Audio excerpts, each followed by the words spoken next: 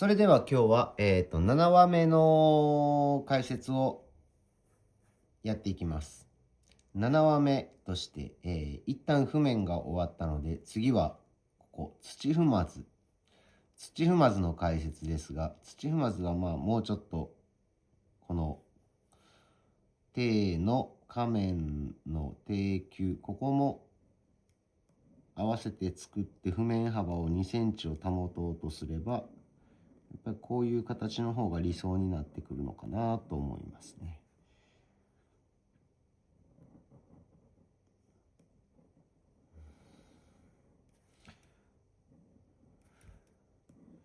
理想はこうですが、なかなかこの形には削れません。譜面の時にほんの少しだけお話ししたんですが、ここですね、ここを残す。これは、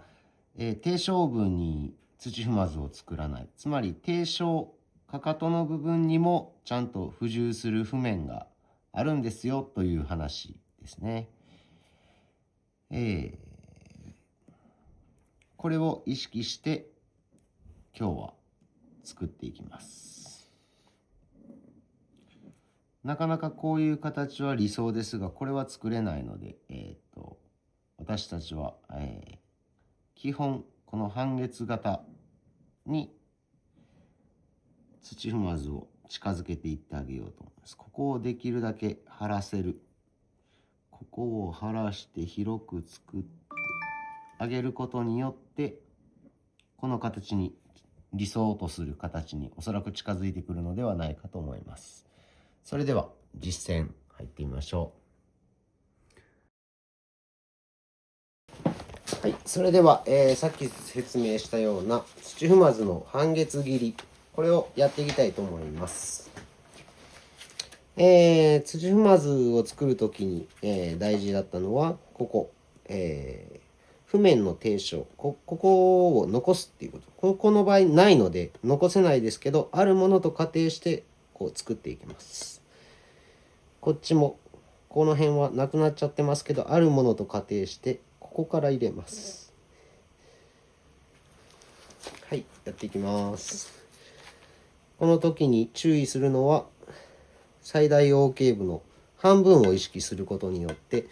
何がいいかっていうと、こういう、こっちは狭いんですね、少し。こっちの方が広い。狭い爪の時に同じ形の土踏まずを作ってしまうと、譜面幅2センチが確保できない時があります。つまり狭い方の爪を取りすぎる。これを、抑える。取りすぎないために最大 OK 部の2分の1っていうのを意識して最初に土踏まずを抜いてみてください。すると大きい方は自然と広めの土踏まず、狭い方は自然と狭い土踏まずっていうのがまずできます。その後に譜面幅を整えるために広い方をもう一枚大きく切ってあげると譜面幅が揃ってくると思いますので、そういうところを意識しながら、あとは切り始め。あとこの切り終わりね、笹の葉っぱのようにシュッて流れないように、切り終わりを丸く、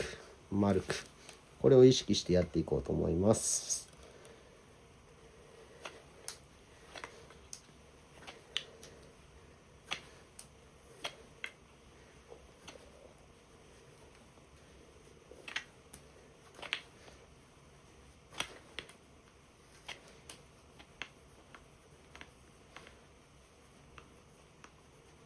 もう2分の1ぐらいの幅になったので、ここまで。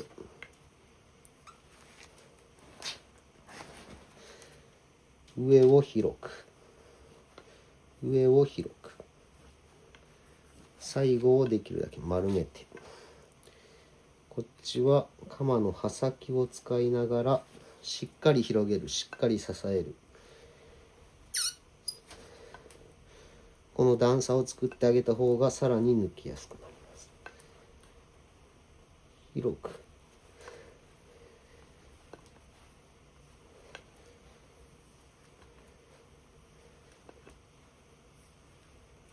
深く抜く意識はなくして薄く、浅く、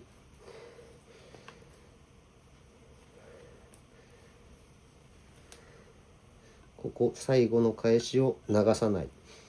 丸く。このためにはちょっと短めに鎌を持つのがポイントです。よいしょ。支点と終点を揃える、これも大事なポイントなんでね。よし。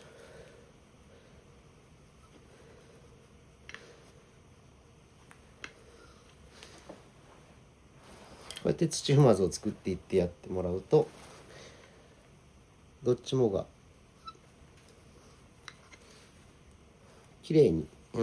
極力1枚で作ると譜面と土踏まずだけなるので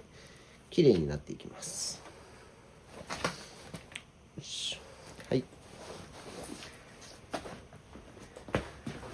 これを参考に、練習していってみてください。特にね、細い鎌使うっていうのが、自由に形を作りやすくなるので、細い鎌っていうのは、練習していく上で大事に意識して、譜面を作るのはできるだけ広い鎌の方が安定したフラットを大抵の場合作れますので、それと使い分けて、大会なんかはやっていってもらうといいんじゃないかと思います。はい、今日はご視聴ありがとうございました。また練習して次のステップまでにこれができるようにお願いします。編集者の方忘れてたので、視聴者の方も忘れてたので、これを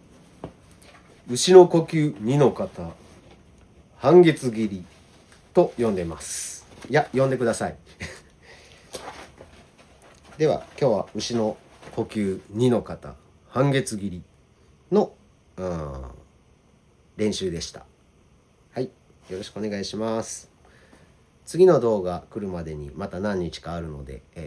それまでにこの半月切りしっかり意識を置くところ、2分の1なんていうところとかね、意識して、練習してみてください。私のところでは個人事業主として一緒に作庭日本一を目指してやってやろうという方を募集しております。同時に新規策定依頼も受け付けております。今日の動画が勉強になった、参考になったと思っていただけた方は、ぜひチャンネル登録、グッドボタン、いいねよろしくお願いします。